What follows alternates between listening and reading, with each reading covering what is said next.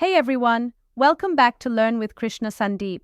Today we're diving into a powerful concept in Java that helps you write safe multi-threaded code, the synchronized keyword. If you've ever wondered how to avoid race conditions or thread interference in Java, this is the video for you. What is the synchronized keyword? Synchronized is a keyword in Java used to control access to blocks of code or methods in a multi-threaded environment. It ensures that only one thread at a time can execute that part of the code. This helps prevent problems like race conditions, where multiple threads change shared data unpredictably. Why do we need it? When multiple threads work on the same object or variable without proper coordination, you can end up with inconsistent or corrupted data. Synchronized ensures mutual exclusion. Only one thread can hold the lock and access the resource at a time. Types of synchronization.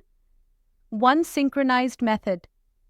This ensures that only one thread at a time can access this method for that object.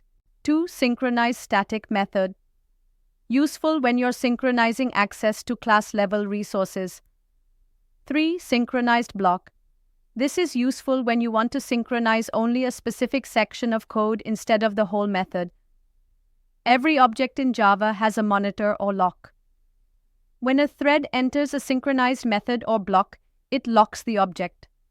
Other threads trying to access the same section must wait until the lock is released.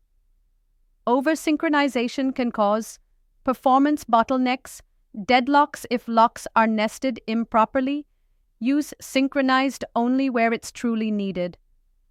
Synchronized makes your multi-threaded code safe and reliable. Just use it wisely. If you found this video helpful, like, share, and subscribe for more Java tutorials.